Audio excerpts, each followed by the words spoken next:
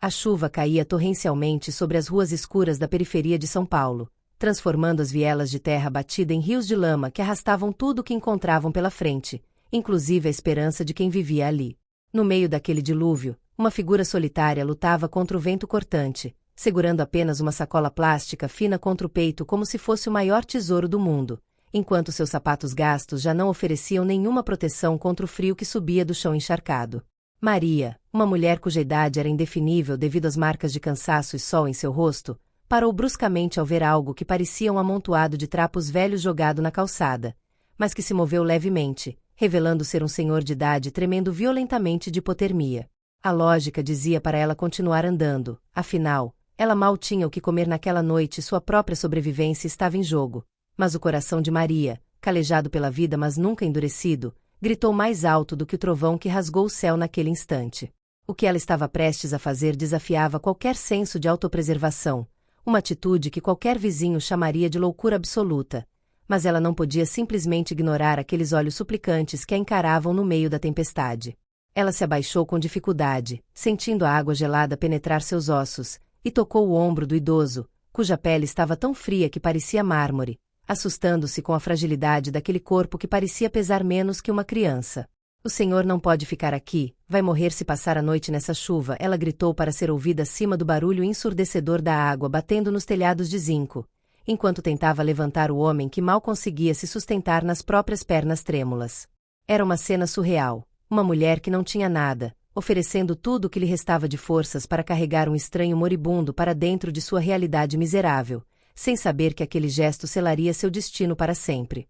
O caminho até o barraco de madeira onde ela morava parecia ter quilômetros naquela situação, com o barro tentando engolir seus pés a cada passo e o peso do idoso ameaçando derrubá-los a qualquer momento, mas ela cerrou os dentes e continuou, movida por uma força que nem ela sabia que possuía. As pessoas que espiavam pelas frestas de suas janelas deviam estar pensando que Maria finalmente tinha perdido o juízo, trazendo mais uma boca para alimentar quando ela mesma vivia de restos. Mas o julgamento alheio não importava agora. Ao entrarem no pequeno cômodo que servia de sala, quarto e cozinha, o som da chuva se tornou um tamborilar constante no teto de telha brasilite, e Maria finalmente pôde ver o rosto do homem sob a luz fraca de uma lâmpada pendurada por um fio desencapado.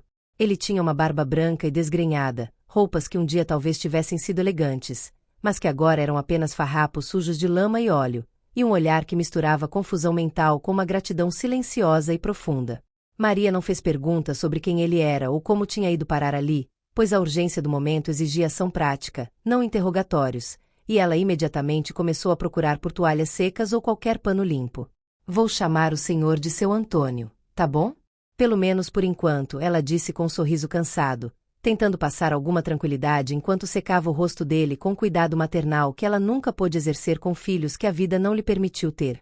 O ambiente era extremamente simples, com paredes de madeira nu adornadas apenas por um calendário antigo e um crucifixo, mas para aquele homem, naquele momento, deveria parecer o palácio mais luxuoso da terra. O desafio agora era aquecê-lo, e Maria sabia que seu pequeno fogão de 2 bocas teria que trabalhar dobrado para fazer uma sopa com os poucos legumes murchos que ela havia conseguido na feira, aqueles que os feirantes iam jogar fora no fim do dia. Enquanto a água fervia, ela observou o seu Antônio encolhido no canto do sofá-cama, seus olhos percorrendo o ambiente com uma curiosidade que não condizia com a situação de um morador de rua comum, como se ele estivesse analisando a arquitetura do lugar. Não é muito, mas é honesto e é quente, ela murmurou para si mesma, sentindo uma pontada de preocupação sobre como faria para esticar aquela refeição para os dois, já que o plano original era fazer aquela sopa durar por 2 dias inteiros. Mas havia algo na postura dele, mesmo derrotado e doente, que inspirava respeito, uma dignidade silenciosa que fazia Maria sentir que estava fazendo a coisa certa, mesmo que sua barriga roncasse em protesto. A pobreza de Maria era material, gritante em cada canto daquele barraco úmido, mas a riqueza de seu espírito estava prestes a transbordar e inundar a vida daquele desconhecido de uma forma que o dinheiro jamais compraria. Quando a sopa ficou pronta, ela serviu o prato mais cheio para ele e pegou apenas uma caneca pequena para si, sentando-se no chão para que ele ficasse mais confortável no único móvel estofado da casa. Ele comeu com as mãos trêmulas, devorando o líquido quente como se fosse o manjar dos deuses, e a cada colherada, um pouco de cor voltava ao seu rosto pálido, transformando a máscara de morte em algo mais humano e vivo. Está deliciosa, minha filha, ele disse com uma voz rouca, mas surpreendentemente articulada e culta, o que fez Maria levantar uma sobrancelha em surpresa, pois esperava uma dicção mais simples ou confusa. Aquele detalhe, aquela pequena frase pronunciada com uma clareza aristocrática, foi a primeira pista de que aquele encontro não era mero acaso, e que seu Antônio carregava segredos muito mais pesados do que a roupa molhada que vestia. Maria apenas sorriu, ignorando a estranheza por enquanto, focada apenas em garantir que ele sobrevivesse àquela noite gelada que castigava a cidade de São Paulo sem piedade. A noite avançou e o frio apertou, forçando Maria a tomar mais uma decisão difícil. Ela tinha apenas um cobertor grosso, uma relíquia de tempos melhores, e sem pensar duas vezes, ela o colocou sobre o idoso que já cochilava, tremendo levemente durante o sono. Ela se acomodou em uma cadeira de plástico, vestindo todas as blusas que possuía, abraçando os próprios joelhos para tentar conservar o calor do corpo, enquanto observava a respiração rítmica do seu hóspede inesperado. Por que eu faço isso?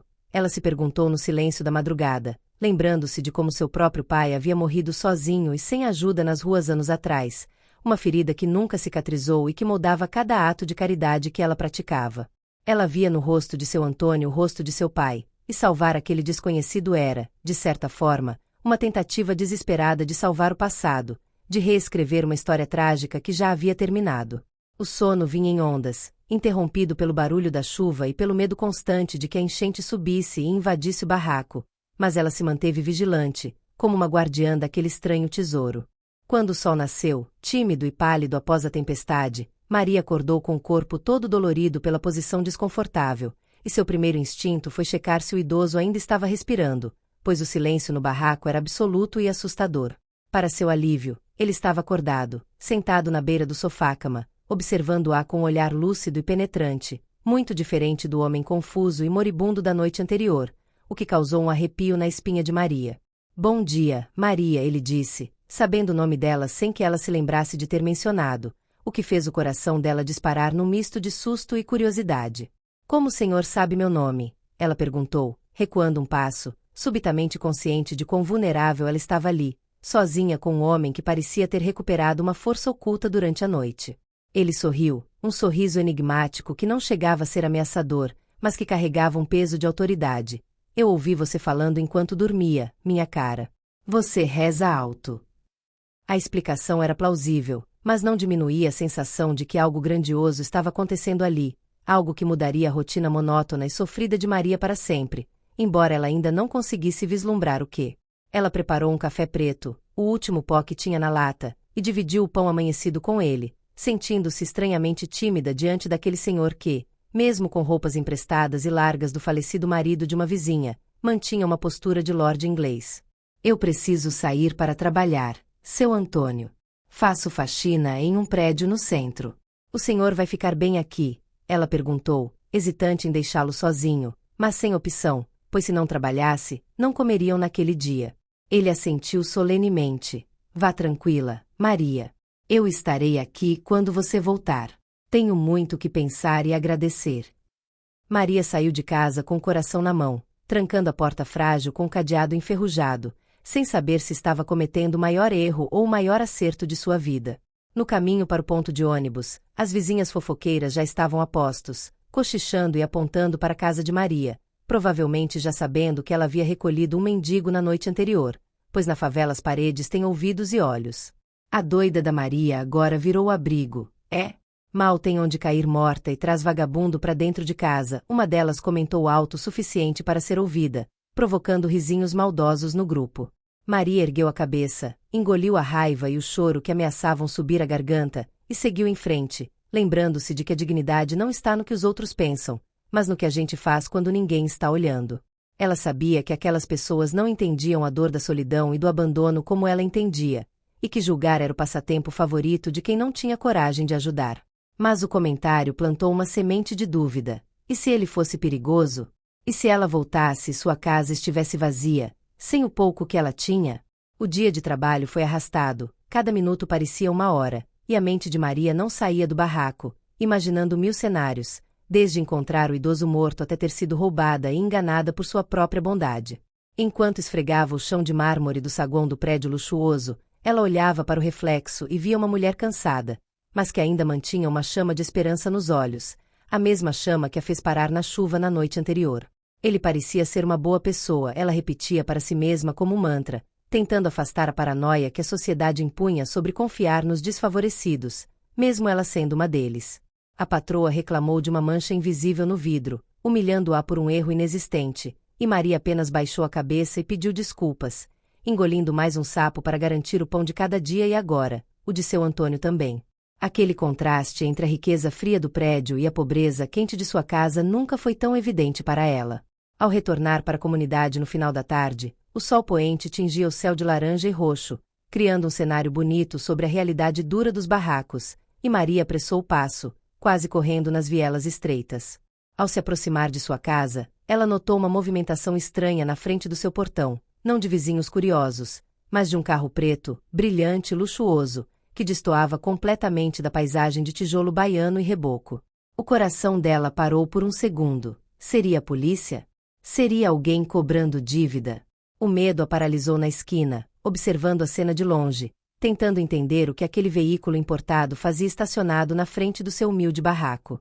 Foi então que a porta de casa se abriu e seu Antônio apareceu na soleira, não mais encolhido e frágil, mas em pé, conversando com um homem de terno que parecia ser um motorista ou segurança. Maria correu, o instinto de proteção falando mais alto que o medo. Ei! O que está acontecendo aqui? Quem são vocês? Ela gritou, se colocando entre o idoso e o homem de terno, pronta para defender seu hóspede com as unhas e dentes se fosse preciso. O homem de terno recuou, surpreso com a ferocidade daquela mulher pequena, mas seu Antônio colocou a mão suavemente no ombro dela, um toque que transmitia uma calma sobrenatural e uma segurança inabalável. Está tudo bem, Maria. Eles estão comigo, ele disse, e a voz dele agora não tinha nenhum traço de rouquidão ou fraqueza, era a voz de alguém acostumado a dar ordens e ser obedecido prontamente.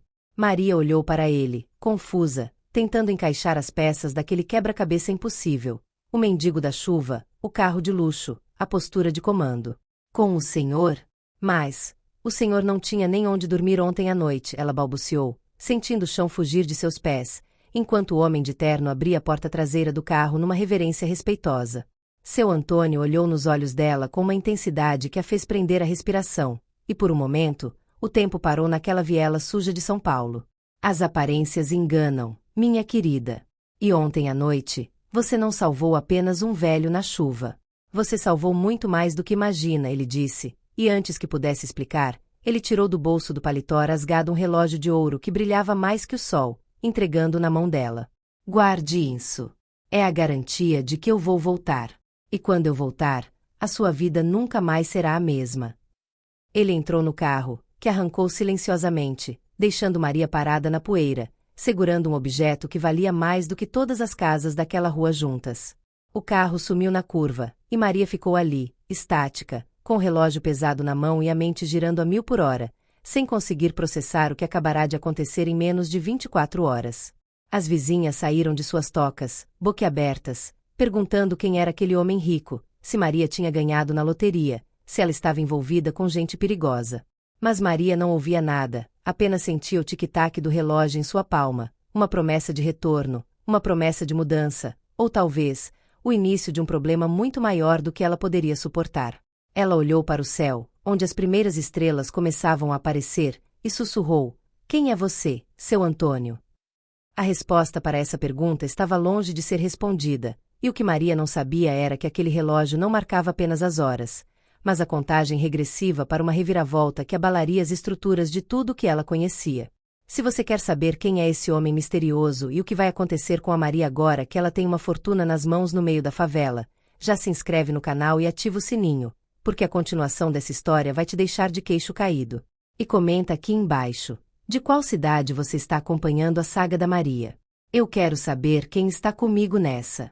Maria permaneceu imóvel na calçada de terra batida por longos minutos, sentindo o peso frio e maciço do relógio de ouro contra a palma suada de sua mão, enquanto a poeira levantada pelo carro de luxo assentava lentamente sobre seus sapatos gastos. A vizinhança, que antes parecia deserta, agora começava a murmurar com mais intensidade, e os olhares curiosos queimavam as costas de Maria como brasas vivas, fazendo-a perceber que precisava esconder aquele objeto imediatamente. Com um movimento rápido e discreto, ela deslizou o relógio para dentro do sutiã, O único lugar onde sentia que aquele tesouro estaria seguro dos olhos cobiçosos que a cercavam na favela, onde a notícia de uma riqueza repentina poderia ser uma sentença de morte. O coração dela batia tão forte que parecia querer romper o peito, competindo com o tic-tac abafado do mecanismo suíço que agora repousava contra sua pele, uma lembrança constante e aterrorizante de que sua vida tinha virado de cabeça para baixo. Ela entrou em casa e trancou a porta com as 2 voltas da chave, encostando a testa na madeira fria e respirando fundo, tentando acalmar o tremor incontrolável que tomava conta de suas pernas. Dentro do barraco silencioso, a ausência do Sr. Antônio era quase palpável, como se a energia daquele homem misterioso ainda estivesse impregnada nas paredes descascadas e no sofá onde ele havia dormido na noite anterior.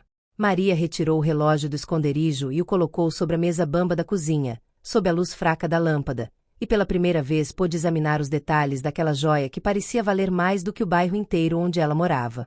O ouro brilhava com uma pureza que ela nunca tinha visto, e os ponteiros se moviam com uma precisão hipnotizante. Mas o que chamou sua atenção foi uma inscrição gravada na parte de trás da caixa metálica, com letras cursivas e elegantes.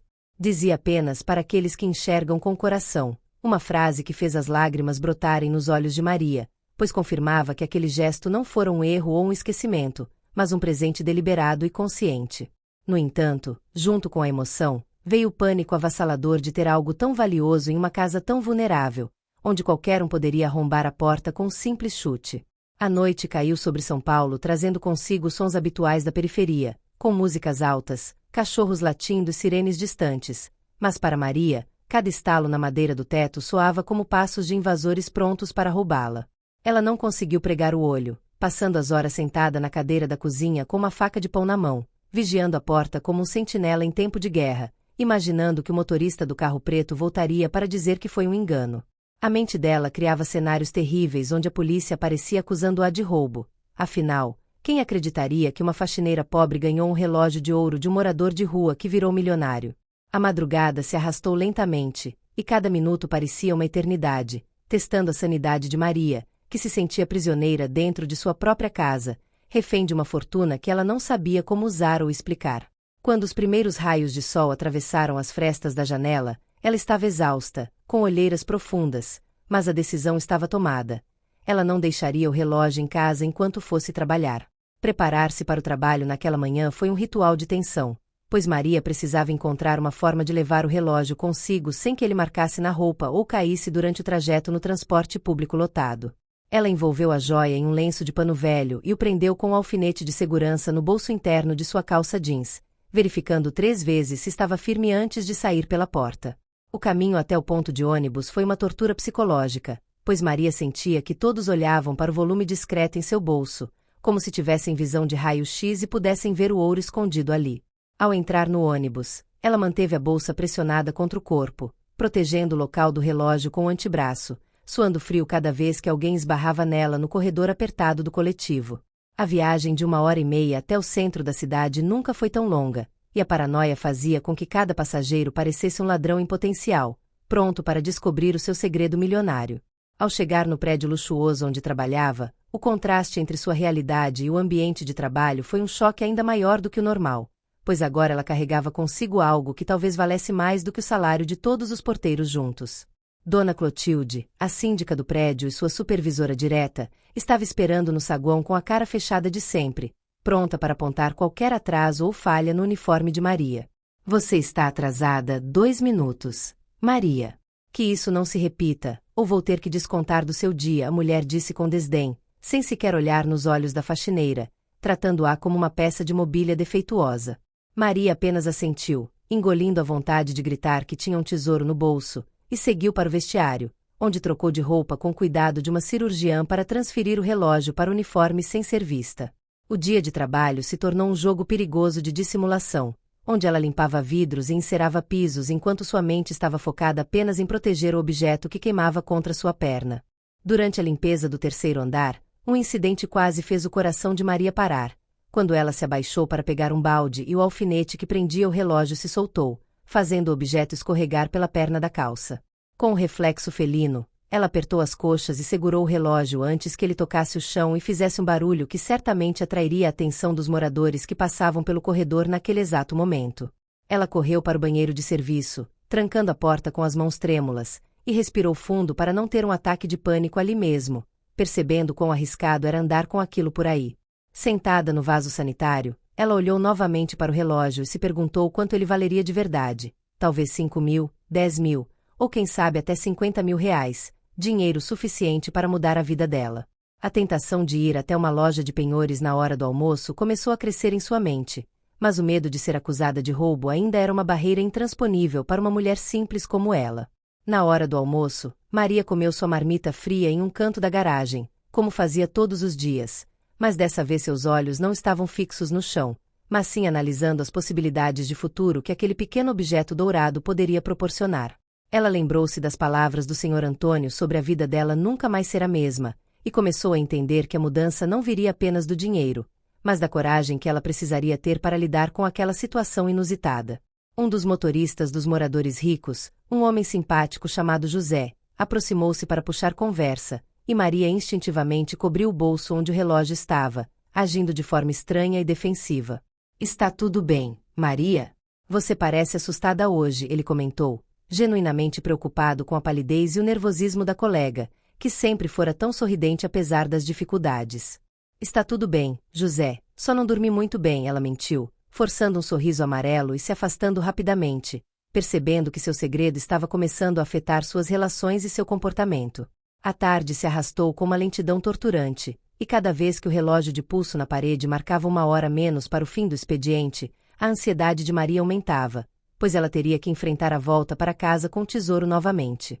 Enquanto limpava o espelho do elevador social, ela viu seu próprio reflexo e se perguntou se o Sr. Antônio voltaria mesmo, ou se aquele relógio era uma forma de pagamento final, um adeus definitivo de alguém que queria limpar a consciência. A incerteza era pior do que o medo, pois ela havia criado uma conexão emocional com aquele senhor em apenas uma noite, uma sensação de que ele era a figura paterna que ela tanto sentia falta. De repente, o elevador parou no andar da cobertura e um homem distinto entrou, usando um relógio que parecia muito inferior ao que ela tinha no bolso, o que fez Maria sentir uma pontada de ironia e poder. Pela primeira vez na vida, ela se sentiu, de certa forma, igual ou até superior àquelas pessoas que a ignoravam, pois carregava um segredo que eles jamais poderiam imaginar. Finalmente, às 18 horas, Maria foi liberada e saiu do prédio apressada, misturando-se à multidão anônima do centro de São Paulo, segurando sua bolsa com força redobrada contra o peito. Ela decidiu pegar um caminho diferente para o ponto de ônibus, evitando as ruas mais desertas, guiada por um instinto de sobrevivência que estava aguçado ao máximo desde a noite anterior. Enquanto caminhava, ela teve a nítida sensação de estar sendo seguida, virando a cabeça bruscamente várias vezes para ver se identificava o carro preto ou o homem de terno no meio do trânsito caótico. A paranoia estava começando a desenhar rostos conhecidos em estranhos, e cada moto que passava perto da calçada fazia o estômago de Maria revirar de pavor. Ela entrou no ônibus e foi para o fundo, sentando-se no último banco, de onde podia observar quem entrava e saía, mantendo-se em estado de alerta total durante todo o trajeto de volta para a periferia. Ao descer no ponto final, a noite já havia coberto a favela novamente, e a iluminação precária dos postes deixava sombras longas e assustadoras nas vielas que levavam até a casa de Maria. Ela caminhou rápido, quase correndo, ignorando os cumprimentos dos vizinhos que estavam sentados nas calçadas bebendo cerveja e conversando alto sobre futebol e política. Ao dobrar a esquina de sua rua, ela viu que a frente de sua casa estava escura e silenciosa, exatamente como ela havia deixado, o que trouxe um alívio momentâneo para seu coração acelerado. Mas quando ela se aproximou do portão, notou algo branco contrastando com o chão de terra batida, bem rente à porta de entrada, algo que não estava lá quando ela saiu de manhã.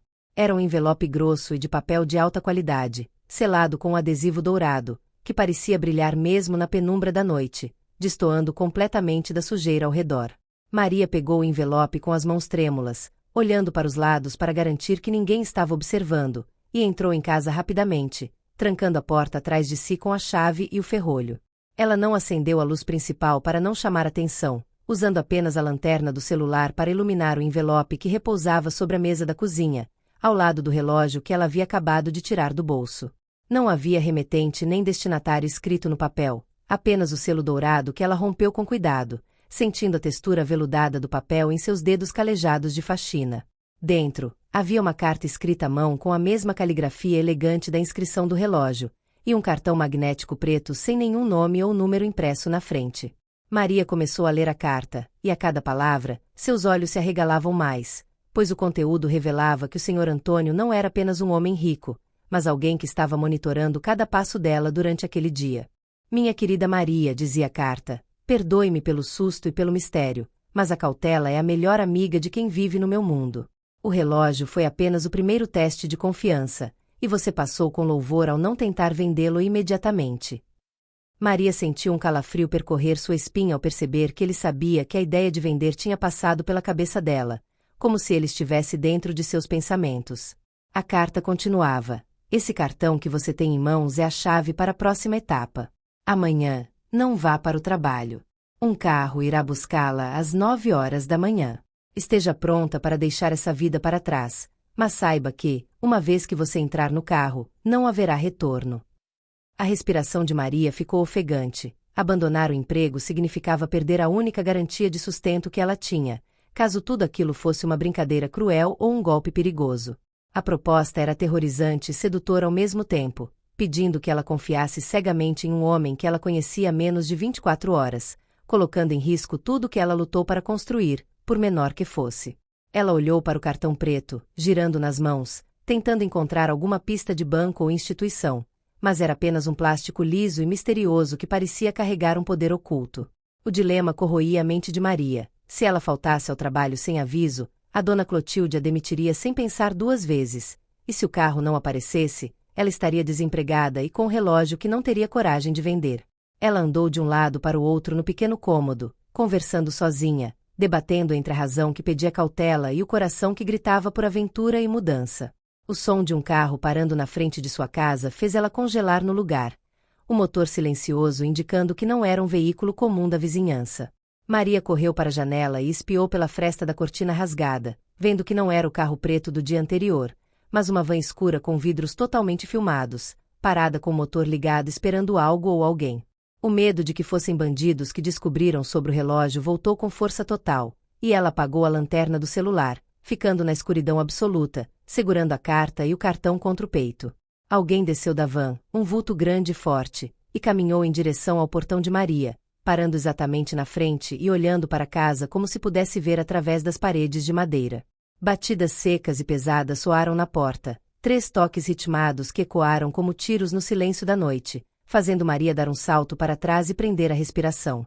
Uma voz grossa e abafada veio do outro lado da porta. Senhora Maria? Temos uma entrega urgente para a senhora. Preciso que assine o recebimento agora. O pânico tomou conta de Maria, pois a carta dizia que o carro viria apenas às 9 da manhã do dia seguinte. Então quem eram aquelas pessoas e o que queriam com ela no meio da noite? Ela sabia que não devia abrir, mas a curiosidade e o medo de que arrombassem a porta deixaram paralisada, sem saber se gritava por socorro ou se enfrentava o desconhecido. Eu sei que a senhora está aí. A luz do celular estava acesa, a voz disse, agora com um tom mais impaciente e autoritário, deixando claro que eles não iriam embora tão cedo. Maria olhou para o relógio de ouro na mesa, para o cartão preto em sua mão, e percebeu que o jogo tinha começado muito antes do que ela esperava, e que as regras estavam sendo ditadas por pessoas perigosas. Ela colocou a mão na maçaneta, sentindo o metal frio, e tomou a decisão que definiria se ela viveria para ver o dia seguinte ou se desapareceria nas estatísticas de violência da cidade. Com a mão trêmula envolvendo a maçaneta fria de metal, Maria respirou fundo, tentando reunir cada gota de coragem que lhe restava, pois sabia que ignorar aquela batida poderia ser pior do que enfrentar o que estava do outro lado. Ela girou a chave lentamente, fazendo o mecanismo estalar no silêncio tenso da noite, e abriu uma fresta da porta, mantendo a corrente de segurança engatada como uma barreira frágil entre ela e o vulto enorme parado na escuridão.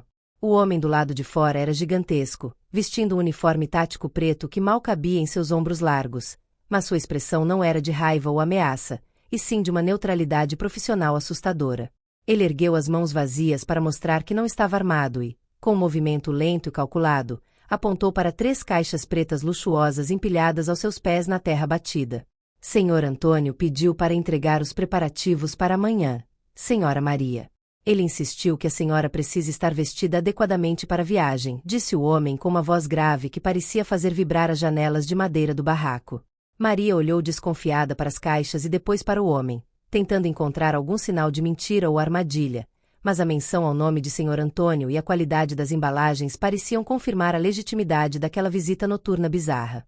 Pode deixar aí, eu pego depois que você for embora, ela respondeu, tentando manter a voz firme, embora suas pernas estivessem bambas como gelatina.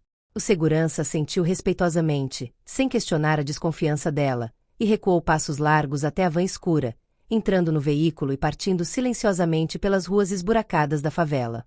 Assim que as luzes traseiras da van sumiram na curva, Maria desengatou a corrente, abriu a porta e puxou as caixas para dentro com uma rapidez desesperada, trancando tudo novamente como se estivesse se protegendo de um ataque aéreo iminente. O coração dela ainda disparava, mas agora a curiosidade começava a superar o medo, enquanto ela colocava os volumes sobre o sofá-cama onde o próprio Sr. Antônio havia dormido na noite anterior. Ao abrir a primeira caixa, o cheiro de tecido novo e perfume caro invadiu o ambiente mofado do barraco, criando um contraste olfativo que deixava Maria tonta, como se dois mundos estivessem colidindo ali mesmo. Dentro, repousava um vestido de corte impecável, de um tecido azul marinho que parecia seda pura, acompanhado de um blazer de linho bege e sapatos de salto baixo que gritavam conforto e elegância discreta. Maria tocou o tecido com a ponta dos dedos calejados, com medo de sujar ou estragar aquela obra de arte com sua pele áspera de faxineira, sentindo-se indigna de vestir algo que provavelmente custava mais do que ela ganhava em um ano inteiro de trabalho duro. Na segunda caixa, havia uma bolsa de couro macio contendo produtos de higiene pessoal de marcas que ela só via nas revistas descartadas pelas patroas, além de maquiagem suave e um bilhete simples escrito à mão. A dignidade começa quando nos sentimos bem na própria pele. A terceira e menor caixa guardava o item mais surpreendente de todos, um smartphone de última geração, já ligado e com a bateria carregada, que vibrou assim que Maria o tocou, exibindo uma única mensagem na tela bloqueada. Descanse bem. O motorista chegará às 9 horas em ponto. Não se atrase. A precisão e o controle que Sr. Antônio demonstrava ter sobre a situação eram assustadores, mas ao mesmo tempo, davam a Maria uma sensação estranha de proteção, como se ela tivesse sido adotada por uma força maior que seus problemas. Ela passou o resto da noite acordada, alternando entre experimentar as roupas em frente ao espelho rachado do banheiro e arrumar uma pequena sacola com seus pertences mais sentimentais. Ela guardou a foto desbotada dos pais, o terço que ganhou da avó e os documentos pessoais, percebendo com tristeza que toda sua vida cabia em uma sacola de supermercado, e que deixar aquele barraco não seria abandonar bens materiais, mas sim as memórias de uma vida de lutas. Quando o sol nasceu, iluminando a poeira que dançava no ar do barraco, Maria já estava banhada e vestida com as roupas novas, sentindo-se uma impostora dentro de sua própria casa, como uma atriz pronta para entrar em cena. O vestido caía perfeitamente em seu corpo, disfarçando a magreza causada pela má alimentação e dando-lhe uma postura mais ereta e confiante, enquanto a maquiagem leve escondia as olheiras de uma noite insone. Ela olhou ao redor, despedindo-se silenciosamente das paredes úmidas, do fogão velho e da goteira no canto da sala, agradecendo por aquele teto ter sido seu refúgio, mas sabendo que não podia mais ficar ali. Exatamente às 9 horas da manhã, o som inconfundível de um motor potente ecoou na rua estreita, e as vozes agitadas dos vizinhos confirmaram que o transporte havia chegado para levá-la ao seu novo destino incerto. Maria respirou fundo, pegou sua sacola humilde e a bolsa de couro nova, e caminhou em direção à porta, pronta para cruzar o limiar entre seu passado e seu futuro. Ao sair de casa, o choque foi coletivo. A vizinhança inteira estava na rua, boquiaberta, não apenas com o carro prateado e luxuoso que ocupava quase toda a largura da via, mas principalmente com a transformação visual de Maria.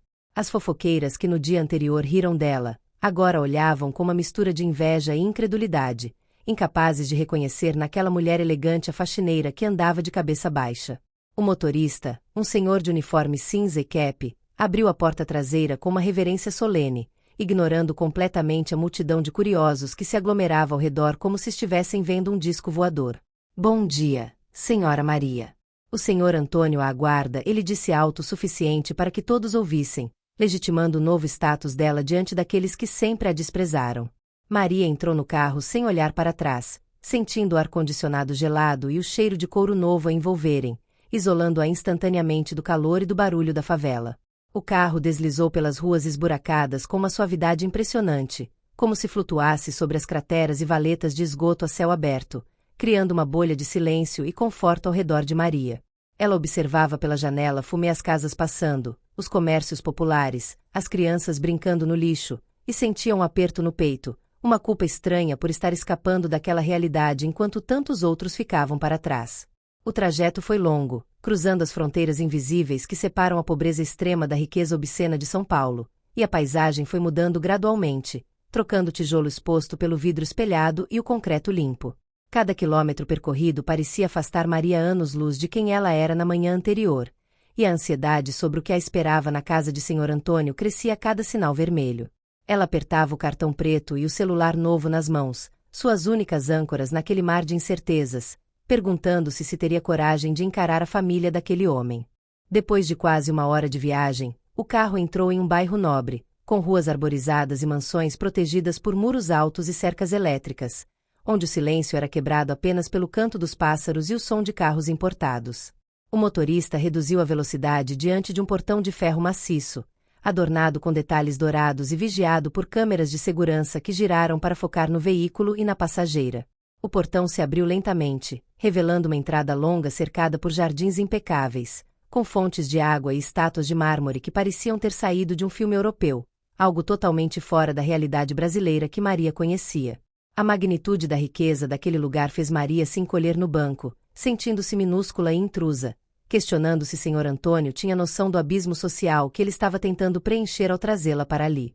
O carro parou em frente a uma escadaria de pedra branca que levava à porta principal de uma mansão que parecia um palácio, com colunas altas e janelas gigantescas. O motorista desligou o carro e saiu rapidamente para abrir a porta para Maria, estendendo a mão para ajudá-la a sair, um gesto de cavalheirismo que a deixou desconcertada, pois estava acostumada a servir e não a ser servida. Ao colocar os pés no chão de pedra polida, Maria sentiu as pernas tremerem, mas ergueu o queixo, lembrando-se da dignidade que Senhor Antônio disse ver nela, e subiu os degraus com uma determinação vacilante. A porta dupla de madeira maciça se abriu antes mesmo que ela chegasse ao topo, e o mordomo vestido de fraque apareceu, fazendo uma leve inclinação de cabeça e indicando com a mão para que ela entrasse no hall de entrada. O interior da casa era ainda mais impressionante que o exterior, com um lustre de cristal gigantesco pendurado no teto abobadado, refletindo a luz em milhares de arco-íris nas paredes decoradas com obras de arte que pareciam valer milhões. Maria parou no centro do hall, girando lentamente para absorver a grandiosidade do ambiente, sentindo-se como uma criança perdida em um museu, com medo de tocar em qualquer coisa e quebrar. De repente, o som de passos rápidos e firmes ecoou no piso de mármore, vindo de uma das escadarias laterais, e Maria se virou para ver quem se aproximava com tanta pressa e autoridade. Uma mulher jovem, talvez na casa dos 25 anos, descia as escadas com uma expressão de fúria contida, vestindo roupas de grife e ostentando joias que brilhavam agressivamente sob a luz do lustre.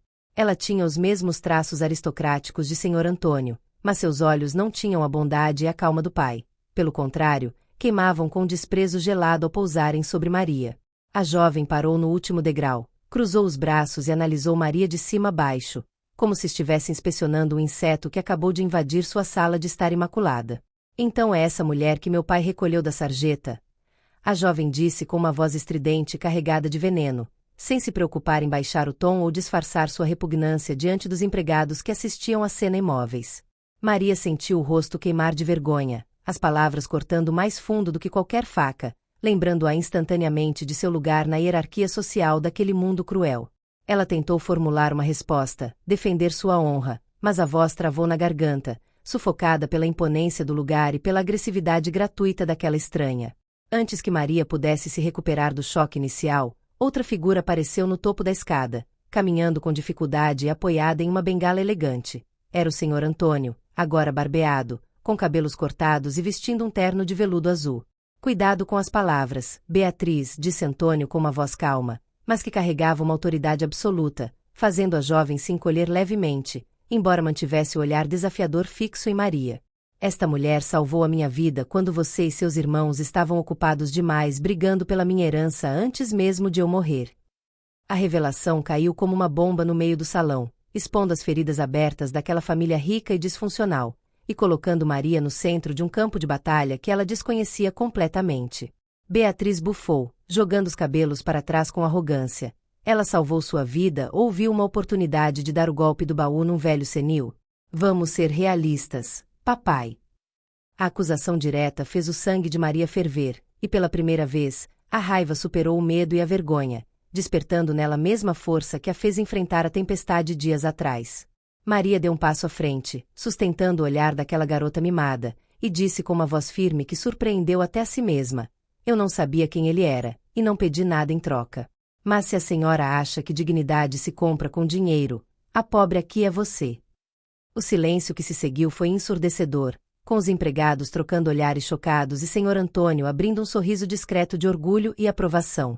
Beatriz ficou vermelha de raiva, abrindo e fechando a boca sem saber como reagir àquela afronta vinda de alguém que ela considerava inferior, desacostumada a ser desafiada em sua própria casa. Antônio desceu o restante dos degraus lentamente, ignorando a filha, e parou diante de Maria, pegando as mãos dela com carinho e gratidão genuína. Bem-vinda à sua nova casa, Maria. E peço desculpas pela recepção calorosa da minha filha caçula. Ela ainda tem muito o que aprender sobre valores reais. No entanto, a tensão no ar era palpável, e Maria sabia que aquele confronto era apenas o começo de uma guerra fria que ela teria que travar se quisesse sobreviver naquele ambiente hostil e traiçoeiro. Enquanto Antônio a guiava para a sala de jantar, Maria sentiu os olhos de Beatriz queimando suas costas, prometendo vingança e dificuldades para a intrusa que ousou entrar no ninho das cobras. Ao entrarem na sala de jantar, uma mesa quilométrica estava posta com dezenas de pratos e talheres de prata, e sentados ao redor, estavam outras pessoas, homens e mulheres bem vestidos que pararam de conversar e viraram os rostos simultaneamente para encarar a recém-chegada. Eram os outros filhos e parentes de Antônio, e suas expressões variavam entre a curiosidade cínica e a hostilidade aberta, deixando claro que Maria não estava ali para um almoço em família, mas para um julgamento sumário. Antônio puxou uma cadeira na cabeceira oposta dele e fez um gesto convidativo. Sente-se, Maria. Temos muito que conversar, e eu tenho um anúncio a fazer que vai mudar a vida de todos nesta mesa. O silêncio que pairava sobre a sala de jantar era tão denso e opressivo que Maria podia ouvir o som da própria respiração, que parecia alta demais naquele ambiente acusticamente perfeito, onde até o ar-condicionado sussurrava. Ela caminhou até a cadeira indicada por senhor Antônio, sentindo os olhares de todos os presentes perfurarem sua pele como agulhas geladas, cada par de olhos carregando uma mistura de desprezo, curiosidade mórbida e uma fúria contida. Ao se sentar, o couro macio da cadeira rangeu levemente, um ruído que ecoou como um trovão na tensão da sala, fazendo com que uma mulher loira, sentada do lado direito, torcesse o nariz em sinal de desaprovação evidente. A mesa era um espetáculo de ostentação, com cristais que brilhavam sob a luz do lustre e arranjos de flores exóticas que exalavam um perfume adocicado, contrastando violentamente com o cheiro de medo que Maria sentia emanar de seus próprios poros.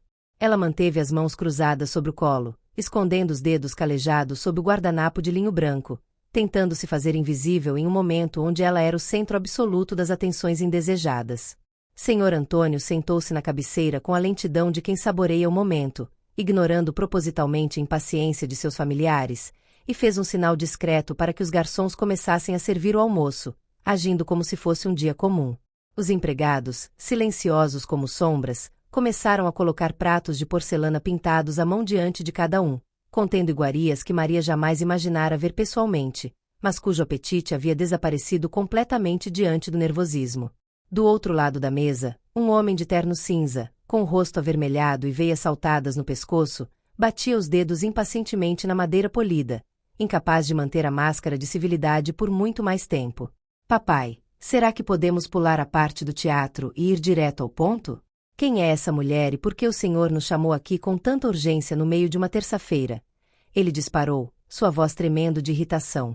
Antônio sorriu, cortou um pedaço de carne com calma cirúrgica e mastigou lentamente antes de responder, exercendo seu poder através do silêncio que torturava seus filhos herdeiros. Este é o meu filho mais velho, Ricardo, sempre tão preocupado com o tempo e tão pouco preocupado com as pessoas, disse Antônio, apontando o garfo na direção do homem, apresentando a Maria como se estivesse descrevendo uma peça de museu desinteressante. Ricardo bufou, visivelmente ofendido, enquanto a mulher loira ao lado dele, que devia ser sua esposa, lançava um olhar de advertência para que ele se acalmasse, embora seus próprios olhos faiscassem de ganância contida. E aquela ali é a Cláudia, minha nora, que provavelmente já calculou quanto custou esse almoço e quanto isso vai diminuir na herança dela, continuou Antônio com uma franqueza brutal, fazendo Cláudia engasgar com a água que bebia. A atmosfera na mesa mudou de tensão silenciosa para um constrangimento explosivo, pois Antônio parecia decidido a arrancar todas as máscaras sociais que mantinham aquela família unida apenas por interesses financeiros. Maria observava tudo, atônita, percebendo que a pobreza daquele lugar não era de dinheiro, mas de afeto, e que ela, em seu barraco humilde, talvez fosse mais rica emocionalmente do que qualquer um ali. Beatriz, a filha caçula que havia confrontado Maria no hall de entrada, soltou uma risada sarcástica e seca, jogando o guardanapo sobre a mesa com desdém, recusando-se a tocar na comida servida pelos empregados. O senhor ficou louco de vez, papai? Fugiu de casa, ficou dias desaparecido sem dar notícias, e agora volta trazendo uma qualquer para sentar à nossa mesa. Ela gritou, a voz ecoando pelas paredes altas da sala. Nós estávamos preocupados. Pensamos que o senhor tinha sido sequestrado ou que tinha tido um ataque cardíaco em algum lugar. A mentira na voz de Beatriz era tão evidente que chegava a ser dolorosa, e Antônio parou de comer, pousando os talheres com um estrondo suave, seu rosto endurecendo instantaneamente. Preocupados. É curioso você dizer isso, minha filha. Porque durante os 5 dias que estive fora, nenhum de vocês acionou a polícia. Nenhum de vocês ligou para os hospitais. Eu sei, porque eu monitorei tudo. A revelação caiu sobre a mesa como uma bigorna, silenciando os protestos e fazendo com que os rostos ao redor da mesa empalidecessem coletivamente, pois a onisciência de Antônio desmantelava qualquer argumento de falsa preocupação. Eu saí de casa com a roupa do corpo, sem carteira, sem celular, para testar a lealdade do meu próprio sangue. Eu queria saber se vocês amavam o pai ou o cheque que ele assina no final do mês, disse ele, a voz baixa e perigosa. E a resposta foi clara. Vocês já estavam dividindo as minhas empresas e discutindo quem ficaria com a casa de praia antes mesmo de saberem se eu estava vivo ou morto. Maria sentiu um aperto no coração ao ouvir aquilo, uma tristeza profunda por aquele homem que tinha tudo, mas não tinha ninguém, e entendeu finalmente a solidão que ela vira nos olhos dele naquela noite de chuva. O dinheiro havia corrompido aquela família até a medula, transformando filhos em abutres que esperavam a carcaça ainda quente para começar o banquete. Antônio virou-se para Maria, e seu olhar suavizou imediatamente, como se ele tivesse encontrado um oásis no meio daquele deserto de sentimentos ruins, o que fez com que o ódio dos familiares se voltasse ainda mais contra ela. Enquanto vocês brindavam ao meu desaparecimento com o meu melhor vinho, esta mulher, que não tinha onde cair morta, me deu o cobertor da própria cama. Ela dividiu o único pão que tinha. Ela me deu um nome, me deu dignidade e cuidou de mim sem esperar um centavo em troca. As palavras de Antônio eram um tapa na cara de cada um dos presentes, exaltando a humanidade de Maria e expondo a podridão moral de seus filhos, criando um abismo intransponível entre os dois lados da mesa. Ricardo tentou intervir, gaguejando uma desculpa esfarrapada. Mas pai, o senhor estava disfarçado. Como poderíamos saber? Se soubéssemos que era o senhor, teríamos. Antônio cortou com um gesto brusco de mão. Exatamente. Vocês só ajudariam se soubessem que haveria recompensa. A Maria ajudou porque era o certo a fazer. O patriarca então se levantou, apoiando-se na bengala, e caminhou até ficar atrás da cadeira de Maria, colocando as mãos sobre os ombros dela em um gesto protetor e possessivo, declarando guerra aberta contra sua própria linhagem. Por isso, tomei uma decisão irrevogável. Eu passei a vida inteira acumulando riqueza para deixar para vocês, mas percebi que estaria apenas financiando a destruição de vocês mesmos e do meu legado. O ar na sala parecia ter sido sugado, e todos prenderam a respiração, antecipando o golpe final que sabiam que estava por vir, os olhares fixos na figura frágil de Maria. Eu chamei meu advogado hoje de manhã e dei início a um processo legal que vai reestruturar toda a dinâmica desta família. A partir de hoje, a Maria não é uma hóspede. Ela é parte desta casa. Beatriz levantou-se num salto, derrubando a cadeira para trás com um movimento brusco. O que isso significa? O senhor vai contratar essa mulher para ser sua enfermeira? É isso. Antônio soltou uma gargalhada curta e sem humor, balançando a cabeça negativamente diante da cegueira de sua filha, que ainda tentava encaixar Maria em uma posição de servidão. Não, Beatriz. Enfermeiros eu posso contratar aos montes. A Maria vai ocupar um lugar que estava vago há muito tempo nesta família, o lugar de uma filha verdadeira. O silêncio absoluto retornou, mais pesado do que nunca, enquanto o cérebro de cada um tentava processar o significado jurídico e financeiro daquela frase absurda. Eu entrei com um pedido de adoção socioafetiva de adulto. A lei brasileira permite, e os vínculos que criamos naquela noite são mais fortes do que qualquer laço sanguíneo que tenho com vocês. A palavra adoção ecoou na sala como uma explosão nuclear, destruindo as expectativas de herança e reconfigurando o futuro de todos ali em questão de segundos. O caos se instalou instantaneamente. Ricardo começou a gritar, Cláudia começou a chorar histericamente falando sobre injustiça, e Beatriz avançou em direção ao pai, sendo contida apenas pelo olhar severo dos seguranças que estavam discretamente posicionados nos cantos da sala. O senhor não pode fazer isso.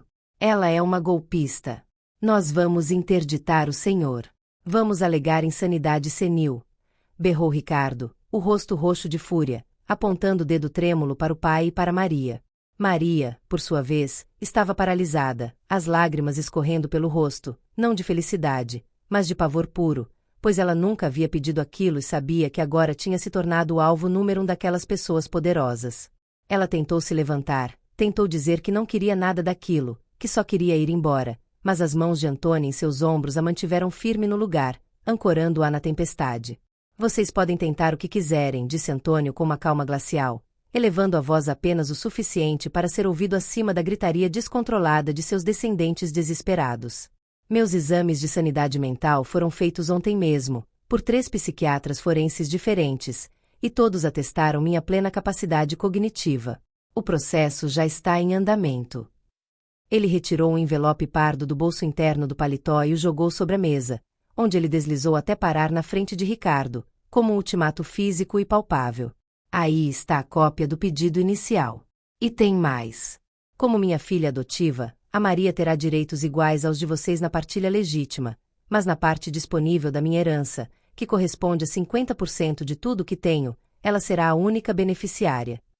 Aquilo foi a gota d'água. A menção de que Maria ficaria com mais da metade da fortuna da família transformou a indignação em desespero selvagem, pois eles perceberam que não estavam apenas perdendo dinheiro, estavam perdendo poder. Beatriz, com os olhos injetados de ódio, pegou uma taça de vinho cheia e a arremessou com violência na direção de Maria, o cristal se estilhaçando na parede logo atrás da cabeça dela, manchando o papel de parede importado de vermelho sangue. Eu vou matar você. Ela sibilou para Maria, ignorando completamente a presença do pai e dos seguranças, movida por um instinto primitivo de defesa de território. Você não vai levar um centavo desta família. Eu vou descobrir quem você é, vou revirar o seu lixo, vou destruir a sua vida até você implorar para voltar para o esgoto de onde saiu. A ameaça física fez os seguranças avançarem, formando uma barreira humana entre a família e a cabeceira da mesa, enquanto Antônio permanecia impassível, observando a verdadeira natureza de seus filhos se revelar em sua forma mais crua. Maria tremia incontrolavelmente, o vinho respingado em seu vestido novo parecendo sangue, sentindo-se encurralada em um pesadelo de luxo do qual não conseguia acordar, questionando se o preço daquela adoção não seria sua própria vida. Levem a Maria para o quarto de hóspedes principal, na ala leste. E coloquem 2 homens na porta, 24 horas por dia, ordenou Antônio aos seguranças, sua voz não admitindo contestação. Ninguém entra, ninguém sai, e ninguém toca nela sem a minha permissão expressa. A partir de agora, a segurança dela é mais importante do que a minha. Enquanto era escoltada para fora da sala de jantar, Maria olhou para trás uma última vez e viu a imagem de uma família destroçada pela ganância, com irmãos brigando entre si e culpando o pai, enquanto Antônio permanecia sentado sozinho na cabeceira, vitorioso mas profundamente triste. Ao cruzar o corredor em direção à escadaria, ela ouviu o som de vidro sendo quebrado e gritos abafados, sons de uma guerra que havia acabado de ser declarada e da qual ela era, involuntariamente, a protagonista e o prêmio. Subindo as escadas, cada degrau parecia pesar 1 tonelada, e a realidade de sua nova condição começava a se assentar. Ela não era mais apenas a Maria da favela, ela era herdeira de um império e a inimiga mortal de pessoas que tinham dinheiro suficiente para fazê-la desaparecer sem deixar rastros. Ao entrar no quarto luxuoso que lhe foi destinado, ela trancou a porta e correu para a janela, olhando para o jardim imenso lá fora, percebendo que as grades douradas que cercavam a mansão serviam tanto para impedir que pessoas entrassem quanto para impedir que ela saísse. A euforia da transformação e a beleza das roupas novas deram lugar a um medo frio e calculista, pois Maria sabia que Beatriz não estava fazendo uma ameaça vazia. Aquela mulher tinha recursos e maldade suficientes para cumprir o que prometera. De repente, seu celular novo vibrou sobre a cama, iluminando o quarto escuro com uma notificação de mensagem de um número desconhecido, o que fez o coração de Maria parar por um segundo. Ela pegou o aparelho com relutância, deslizando o dedo pela tela para ler o texto, esperando ser alguma instrução de Sr. Antônio ou de seus advogados sobre os próximos passos daquela loucura jurídica. Mas a mensagem era curta, direta e aterrorizante, provando que as paredes daquela mansão tinham ouvidos e que o perigo estava muito mais perto do que ela imaginava. Aproveite o seu quarto. Será o seu mausoléu. O jogo começou. Cinderela. Maria largou o celular sobre a colcha de seda egípcia como se o aparelho fosse uma brasa ardente queimando a pele de seus dedos, recuando 2 passos até suas costas encontrarem a parede fria e acolchoada do quarto luxuoso. A mensagem brilhava na tela com uma luz azulada e sinistra, e a palavra Cinderela ecoava em sua mente não como um conto de fadas, mas como uma zombaria cruel destinada a lembrá-la de que, à meia-noite, a carruagem viraria abóbora e ela estaria vulnerável novamente. O quarto, que minutos antes parecia um refúgio de rainha com seus móveis de madeira nobre e cortinas de veludo pesado, transformou-se instantaneamente em uma cela de prisioneiro de alta segurança, onde o luxo era apenas um disfarce para o perigo mortal que a cercava. Ela correu até a porta maciça e verificou a fechadura, girando a chave 2 vezes e empurrando uma poltrona pesada contra a madeira, criando uma barricada improvisada que parecia ridícula diante do poder daquela família. O silêncio da mansão era absoluto, mas para os ouvidos aguçados de Maria, acostumada com o barulho constante da favela, aquele silêncio era o prenúncio de uma tempestade, o som de predadores se movendo furtivamente pela casa em busca de uma brecha para atacar. Ela começou a andar de um lado para o outro sobre o tapete persa, roendo as unhas que já estavam curtas pelo trabalho manual, tentando controlar a respiração que saía curta e ofegante, como se o ar dentro daquele quarto estivesse ficando rarefeito. Quem teria enviado aquela mensagem? O número era desconhecido, mas o tom era inconfundível. Podia ser Beatriz com sua fúria explosiva, Ricardo com sua ganância fria, ou até mesmo Cláudia, que parecia ser a mais dissimulada de todos. A tecnologia, que deveria ser um presente de liberdade dado por Sr. Antônio, tornou-se a primeira arma usada contra ela, provando que seus inimigos tinham acesso ao número que ela habilitara há apenas algumas horas. Maria sentiu-se vigiada, inspecionando os espelhos, os detectores de fumaça e até os olhos dos quadros na parede, tomada por uma paranoia crescente de que havia câmeras escondidas transmitindo seu medo para uma plateia sádica no andar de baixo. A sensação de impotência era esmagadora. Na favela, ela sabia de onde vinham os tiros, mas ali, a ameaça era invisível e podia vir de um sorriso falso ou de um copo de água envenenado. Batidas suaves na porta fizeram Maria congelar no meio do quarto, com o coração disparando contra as costelas como um pássaro preso na gaiola, enquanto ela segurava um abajur de bronze pesado como única arma de defesa. Maria! Sou eu, Antônio. Abra a porta, precisamos conversar sobre a segurança. A voz do patriarca soou abafada pela madeira espessa, mas carregada daquela calma inabalável que era a única âncora de Maria naquele mar revolto. Ela hesitou por um segundo, mas arrastou a poltrona e destrancou a porta, revelando o idoso acompanhado por 2 seguranças gigantescos que se postaram um de cada lado do batente, olhando para o corredor como gárgulas vivas. Antônio entrou sozinho, apoiado em sua bengala, e ao ver o rosto pálido e a barricada improvisada de Maria, seu semblante entristeceu, revelando o peso da culpa por tê-la arrastado para o meio daquela guerra fratricida. Eu sinto muito, minha filha. Eu sabia que eles ficariam bravos, mas subestimei o nível de veneno que corre nas veias da minha própria prole, disse ele, sentando-se com dificuldade na beira da cama. Maria mostrou a mensagem no celular para ele, e Antônio leu o texto com uma expressão que mudou rapidamente de tristeza para uma fúria gelada, seus olhos estreitando-se enquanto seus dedos apertavam o cabo da bengala com força suficiente para deixar os nós dos dedos brancos. Rastrear este número será a primeira tarefa do meu chefe de segurança amanhã cedo, mas não se iluda, eles provavelmente usaram um celular descartável comprado em nome de terceiros, ele explicou, devolvendo o aparelho para ela com um suspiro pesado. Escute bem, Maria. O que fiz hoje na mesa de jantar foi uma declaração de guerra. Eu tirei o tapete debaixo dos pés deles e coloquei você no trono que eles cobiçam há décadas. Eles vão tentar te assustar, vão tentar te humilhar e, se tiverem chance, vão tentar te machucar fisicamente. A franqueza dele era aterrorizante, mas necessária. Ele não estava ali para consolá-la com mentiras doces, mas para prepará-la para a batalha que definiria o resto de sua vida. Você não é mais uma faxineira, Maria. Você agora é uma jogadora neste tabuleiro, e precisa aprender a se mover como uma rainha, ou será derrubada como um peão na primeira jogada. Mas eu não quero isso, Senhor Antônio. Eu não quero o dinheiro deles, eu não quero essa casa, eu só queria ajudar o Senhor.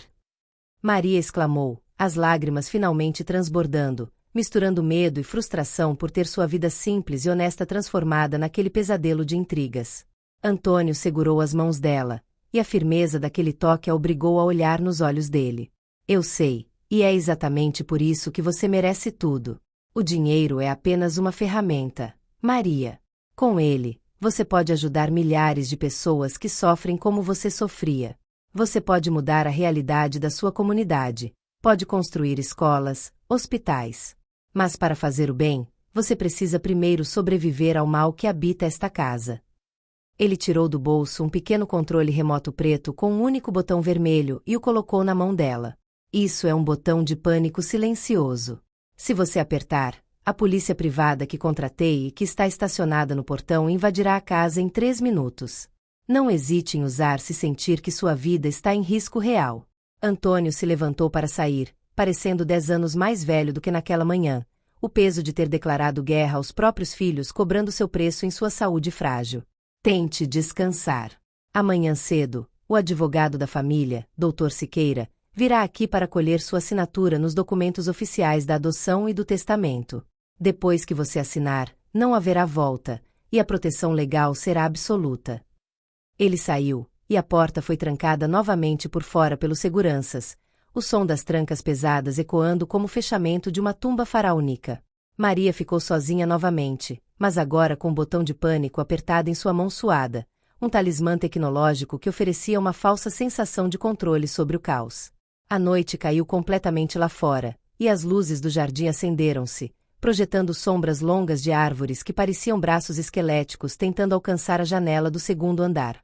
A fome começou a dar sinais de vida, o estômago de Maria roncando alto no silêncio do quarto, lembrando-a de que ela não comia nada desde o café da manhã com pão amanhecido em seu barraco.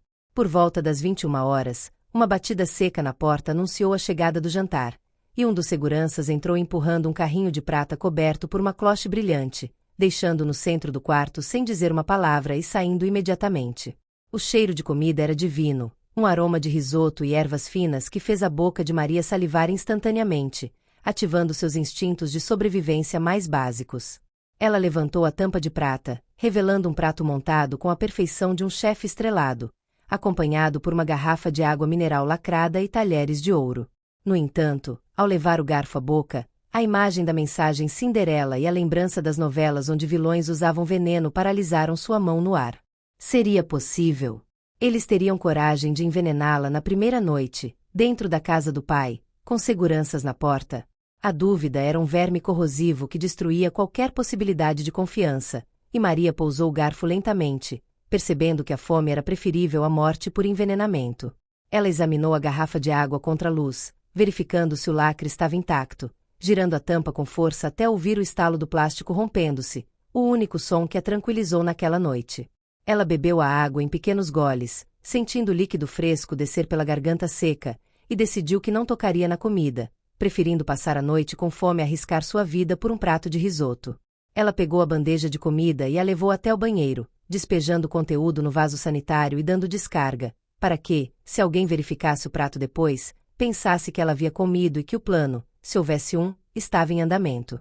A madrugada foi um teste de resistência psicológica, com Maria sentada na poltrona empurrada contra a porta, enrolada no cobertor, com os olhos fixos na maçaneta que parecia brilhar na penumbra. Cada estalo da madeira da casa antiga, cada passo abafado no corredor acarpetado, cada vento uivando nas janelas fazia seu corpo retesar, pronto para o combate ou para a fuga. Ela cochilou por breves momentos, mas seus sonhos eram invadidos por imagens de Beatriz rindo com dentes de vampiro e Ricardo contando dinheiro sujo de sangue, pesadelos que a faziam acordar sobressaltada e suada. Por volta das 3 da manhã, ela ouviu vozes alteradas no andar de baixo, uma discussão abafada que parecia vir da biblioteca ou do escritório de Antônio, sugerindo que a família ainda estava acordada, conspirando e traçando estratégias para anular a intrusa. Maria se perguntou se o Sr. Antônio estava seguro em seu próprio quarto, ou se ele também dormia com o olho aberto, refém das cobras que criou. Quando o sol finalmente nasceu, dissipando as sombras e os fantasmas da noite, Maria sentiu o corpo doído pela tensão e pela posição desconfortável na poltrona, mas estava viva, o que já era uma vitória. Às 8 horas da manhã, bateram na porta novamente, e desta vez era uma empregada uniformizada, acompanhada pelo segurança, trazendo uma bandeja de café da manhã simples e recolhendo o carrinho do jantar. A mulher não olhou nos olhos de Maria, mantendo a cabeça baixa e as mãos trêmulas, um sinal claro de que os funcionários da casa estavam aterrorizados e proibidos de interagir com a nova filha. Maria aceitou apenas o café preto e uma fruta que veio com casca, dispensando os pães e bolos que poderiam ter sido alterados, mantendo seu protocolo de segurança alimentar paranoico mas necessário. Pouco depois, Sr. Antônio chegou, acompanhado por um homem baixo, calvo e de óculos redondos, que carregava uma pasta de couro estufada de papéis. Bom dia, Maria. Este é o Dr. Siqueira, meu advogado de confiança há 40 anos e o único homem nesta cidade que não pode ser comprado pelos meus filhos, apresentou Antônio, sua voz soando mais rouca e cansada do que no dia anterior. O advogado fez uma reverência respeitosa e abriu a pasta sobre a escrivaninha do quarto, espalhando documentos cheios de termos jurídicos complexos, selos de cartório e linhas para assinatura.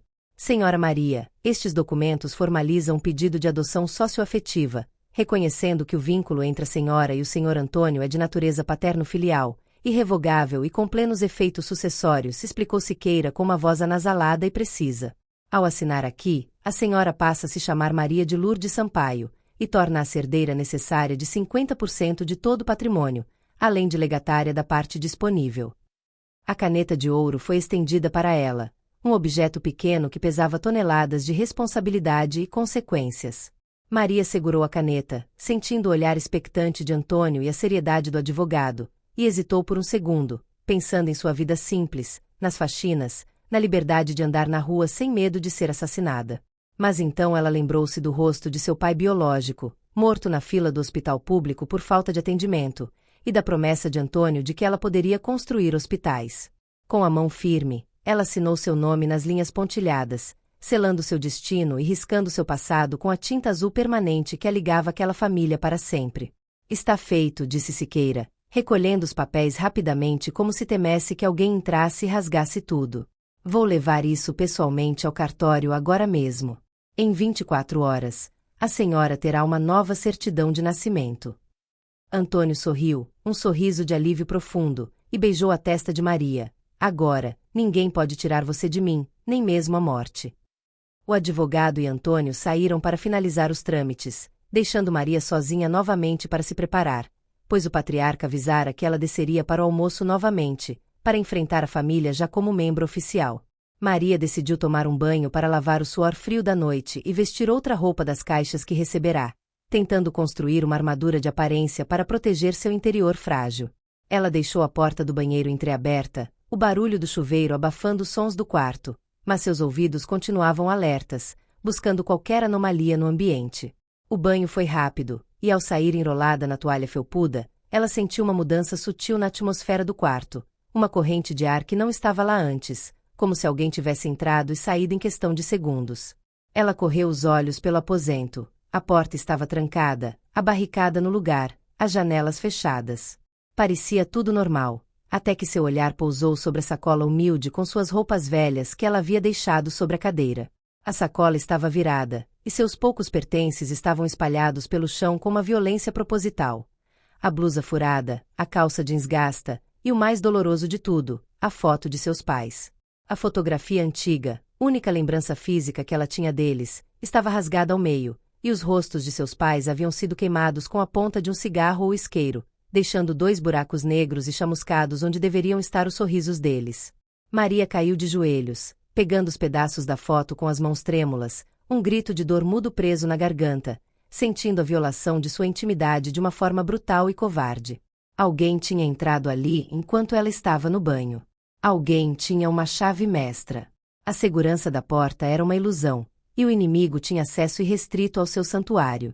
Mas junto aos pedaços da foto, havia algo que não pertencia a ela, um pequeno envelope branco, deixado propositalmente no meio da roupa suja espalhada. Maria pegou o envelope, o coração batendo com uma mistura de terror e ódio que começava a endurecer sua alma, transformando a vítima em sobrevivente. Dentro, havia um cartão de visita de uma funerária de luxo, com o nome Maria de Lourdes Sampaio impresso em letras góticas como se fosse um convite, e no verso, uma data escrita à mão, a data de amanhã. Eles não estavam apenas ameaçando, eles estavam marcando o dia da execução. Maria levantou-se, secou as lágrimas com as costas da mão, e olhou para o espelho, não vendo mais a faxineira assustada, mas uma mulher que acabará de perder o medo porque não tinha mais nada a perder além da própria vida. Ela caminhou até a porta, removeu a barricada com um puxão violento e abriu-a, encarando seguranças surpresos no corredor. Chamem o Sr. Antônio, ela ordenou com uma voz que gelou o sangue dos homens. E avisem a família que eu vou descer para o almoço. Agora! Maria desceu a escadaria de mármore com passos firmes e audíveis, cada toque do salto no chão ecoando como o bater de um martelo de juiz sentenciando um veredito, enquanto segurava o envelope da funerária com tanta força que seus nós dos dedos estavam brancos. Ela não olhou para os lados, não admirou as obras de arte e não hesitou. Seu foco estava inteiramente na porta dupla da sala de jantar, atrás da qual seus algozes a aguardavam, provavelmente celebrando antecipadamente sua destruição. Ao entrar no recinto, o silêncio caiu imediatamente, substituindo o burburinho de conversas cínicas e o tilintar de taças de cristal, e todos os olhares se voltaram para ela, alguns com escárnio, outros com uma falsa piedade que era ainda mais repugnante. Beatriz, sentada à direita do pai, tinha um sorriso triunfante nos lábios pintados de vermelho sangue, como se já soubesse que o espírito de Maria estaria quebrado, mas seu sorriso vacilou levemente ao ver a fúria fria e controlada nos olhos da ex-faxineira.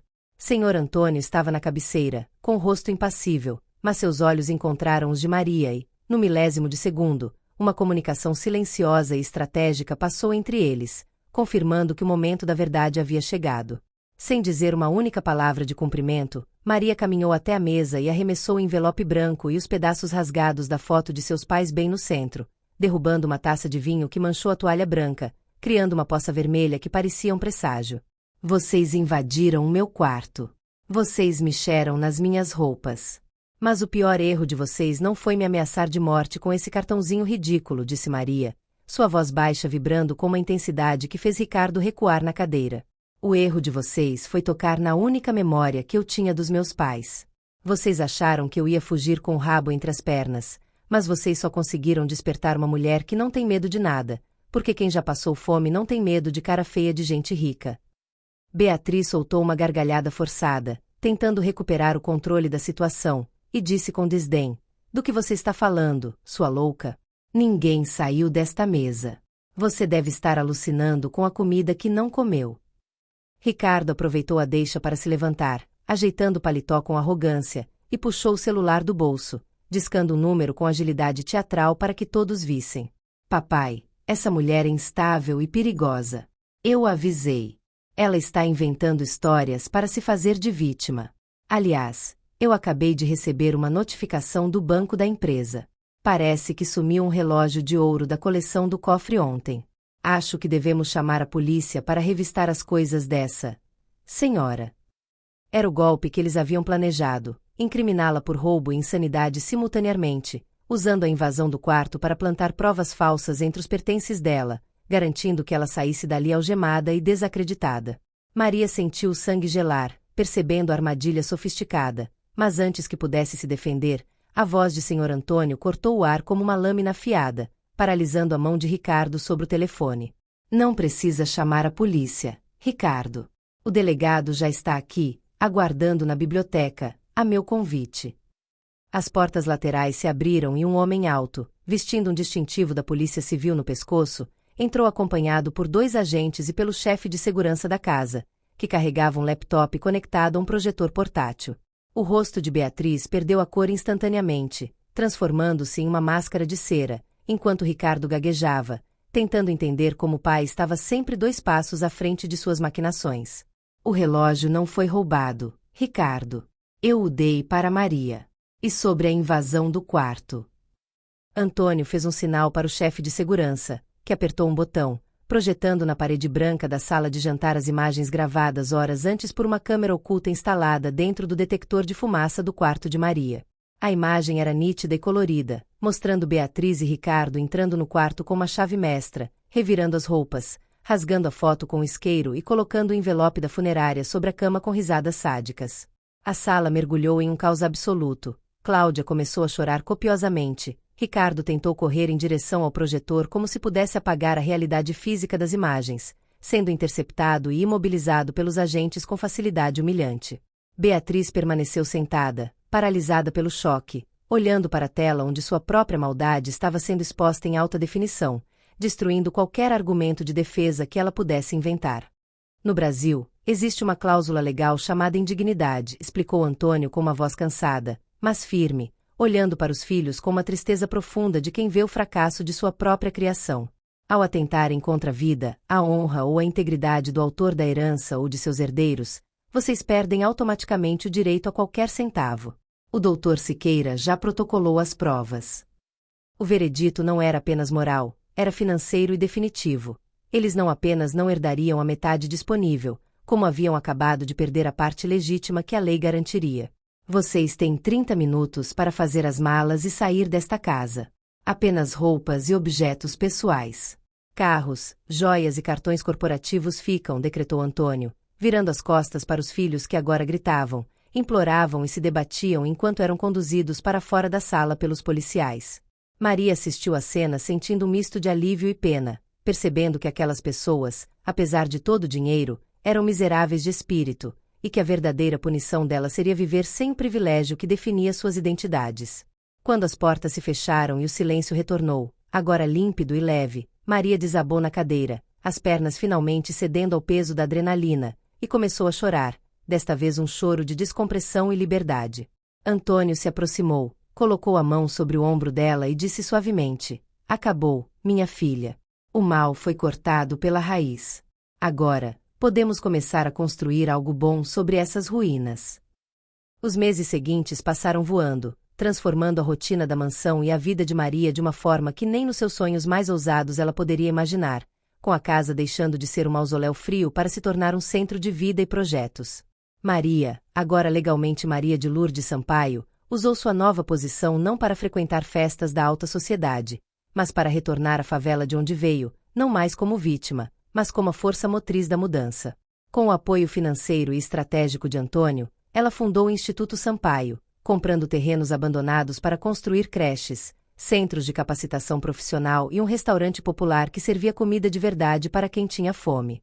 Ela trocou os vestidos de seda por roupas práticas de trabalho, sujando as mãos de cimento e tinta nas obras, liderando engenheiros e arquitetos com a mesma determinação com que um dia limpou chãos de mármore, ganhando respeito de todos não pelo sobrenome, mas pelo suor.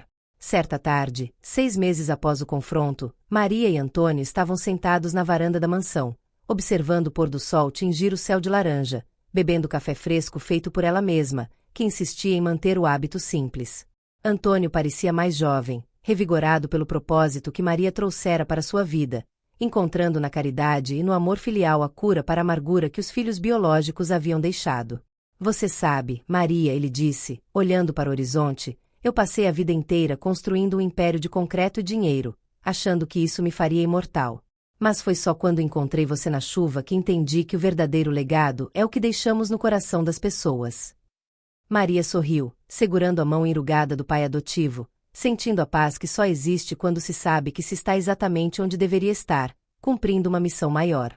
"O Senhor me salvou, pai", ela respondeu, usando a palavra com naturalidade pela primeira vez, vendo os olhos do velho marejarem de emoção. "O Senhor não me deu apenas dinheiro, me deu a chance de ser quem eu sempre quis ser, mas que a pobreza não deixava." Eles ficaram ali, em silêncio, 2 sobreviventes de mundos opostos que se encontraram no meio do caminho para salvar um ao outro, provando que a família não é feita de sangue, mas de lealdade, amor e coragem.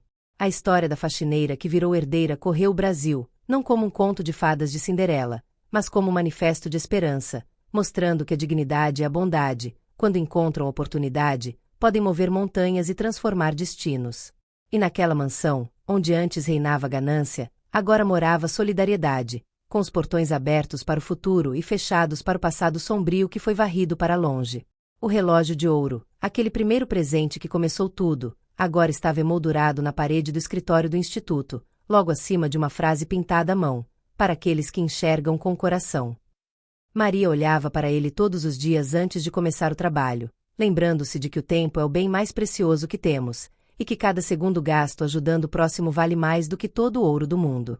Ricardo e Beatriz desapareceram na obscuridade da cidade grande, consumidos por processos judiciais e pela própria amargura, tornando-se notas de rodapé irrelevantes na grande biografia que Maria estava escrevendo com suas ações. A chuva, que um dia foi motivo de desespero e frio, agora era recebida como bênção, regando os jardins das escolas que ela construiu e lavando a alma de uma cidade que aprendeu, através dela, que a compaixão é a única riqueza que a morte não leva. E assim, Maria de Lourdes Sampaio não apenas sobreviveu, mas floresceu, provando que a verdadeira nobreza não está no berço, mas nas atitudes, e que às vezes, o universo coloca anjos disfarçados de mendigos em nosso caminho apenas para testar se somos dignos de receber as chaves do reino.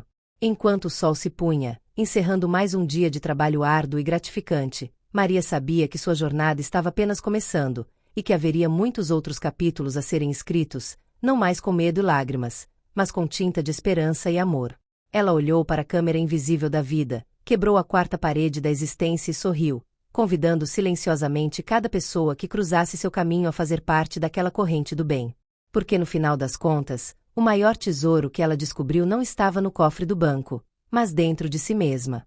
A história termina aqui, mas o impacto dela continua. Se você chegou até o final e se emocionou com a virada da Maria, compartilhe essa história com alguém que precisa de esperança hoje. O bem atrai o bem, e a nossa corrente só cresce. Até a próxima história.